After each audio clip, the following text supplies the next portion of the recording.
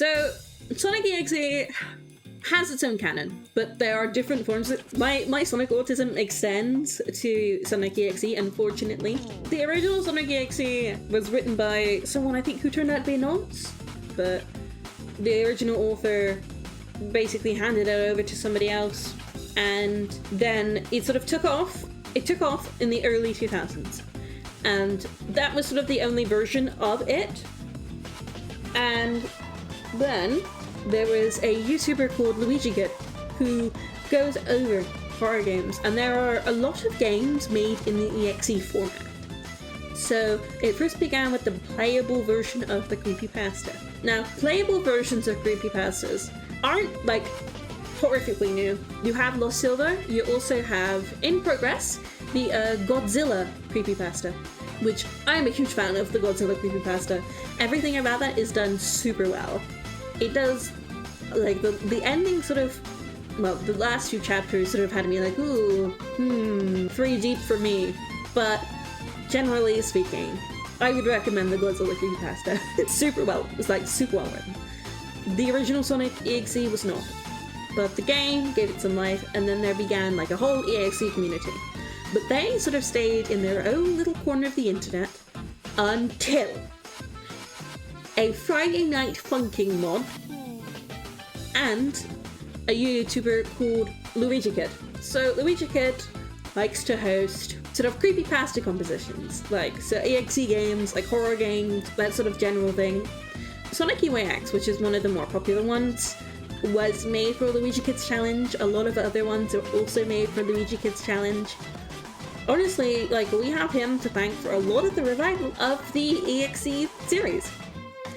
Sonic.exe One More Time was also very popular as well, because of its branching paths and sort of different endings.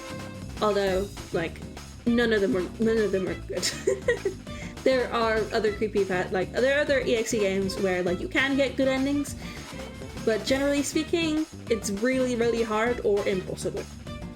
Sometimes they just laugh at you. They strip laugh at you and say, "Ha, you wanted a happy ending? Too bad. You're not supposed to win in this. This is supposed to be experience, not a winnable game." Now, one of my favorite EXE games is actually a complete parody of the general tropes found, and this is called Sonic.exe. Now, Sunky likes to slunk around, but he needs my help because he needs to go deliver breakfast to all of his friends. So, like, it's sort of very cartoonish style, playing a lot of, like, copyrighted music, but it's very, very silly, very, very goofy. Instead of, like, people dying, nobody dies. You just feed them their cereal, and then you have a great dance party afterwards. And that is the same across all Sunky games. There are legit times, like, you think, oh my god, like, when Sally is about to get crushed by the impending black box, Sunky, like, immediately grabs the remote and is like, oh god. It's great. He's a good little guy. Out of all the EXEs, like, he is the one that I would put my faith in the most. He is just a good friend who likes to feed his friends, and I, for one, like to be given food. He's my buddy. He's my pal. He's my good time boy. Very good. 10 out of 10. I love horror parodies as much as I love horror, because a good parody sort of picks something apart, picks out why it's scary, and then turns it completely on its head. And you see that with Sunky because the visuals, they're all very, very silly. He still has a reason for hunting down his friends, but, like, because he's chillin'. vtuber is probably my next favorite. Now, I like him because he's got showmanship.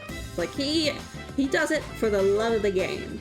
And, you know, he's not all rah, like blood and death. I like a nice bit of refinement in a man.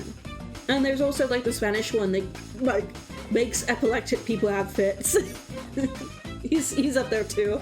That one was written slightly before Sonic.exe, actually.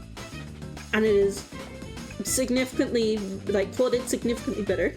Anyway, thank you for listening to me ramble on.